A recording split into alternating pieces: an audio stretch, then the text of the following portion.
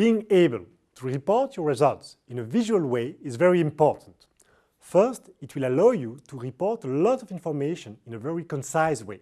A table or graph may convey a lot more information than text for the same space on your slide. The same for a visual representation or an image.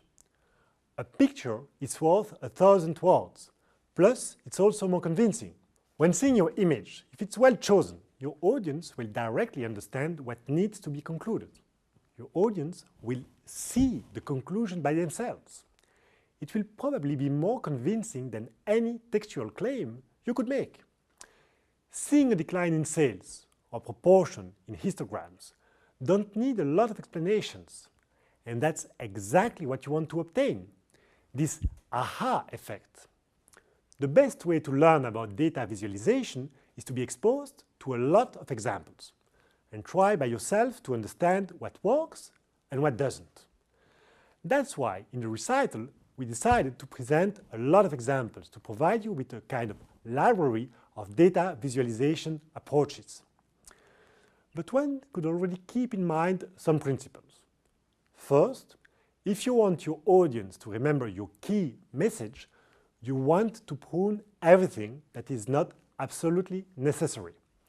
That means that you shouldn't discuss what's not relevant, as I said before, but that also means that you shouldn't show what's irrelevant either. If a point or a line is not relevant in a graph, remove it. If a column or a row is not relevant in a table, remove it, and so on. And by not relevant, I mean that it does not add to your message. If it's just something interesting but not really useful, it should go away. Second, parallelism works. If you want your audience to compare things, make it comparable. Place comparable elements at the same level in a table, for instance. Or if you're using colors to distinguish between different groups in a graph, use the same color scheme from the beginning to the end, even in the text. Or always align comparable objects on your slides. I think you've understood the point. What I say is that you should always try to be as consistent as possible in your presentations and use parallel structure when you want to emphasize the comparison between elements. Third, few people can see in more than 2 dimensions. So always try to report your analysis along 2 dimensions, at most. You will notice that most of the strategic representations are very often 2 by 2. The McKinsey matrix, the BCG matrix, and the likes. If you cannot avoid working on many dimensions, use a radar chart, for instance, which is a neat way to project several dimensions all at once into a plane. Finally, use images that people will understand directly by using representations that are standard and as concrete as possible.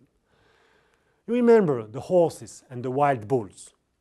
They were standard and concrete images, something that people would directly understand. And so, use standard representations as well in your own presentation.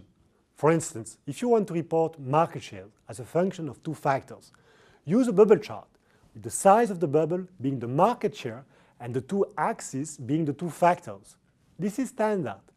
Do not reinvent the wheel, as the purpose is to make your message as easy to understand as possible.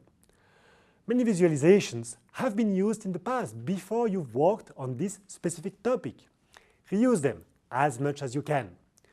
That's why we'll try to provide you with as many examples as possible with the recitals.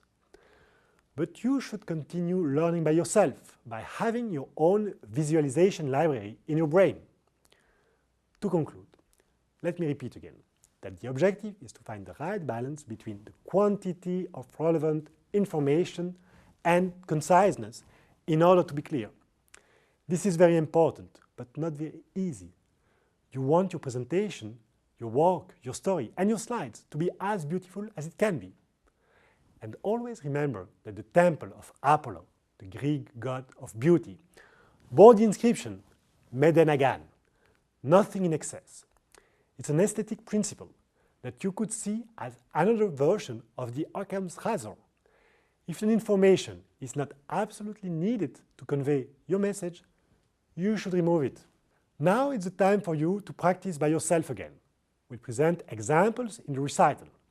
But whatever you could see in this course, at the end of the day, you will have to learn it by yourself. Data visualization is not a science, it's an art. Actually, it's even more of a craftsmanship. If you want to improve, you should practice, practice, and practice again.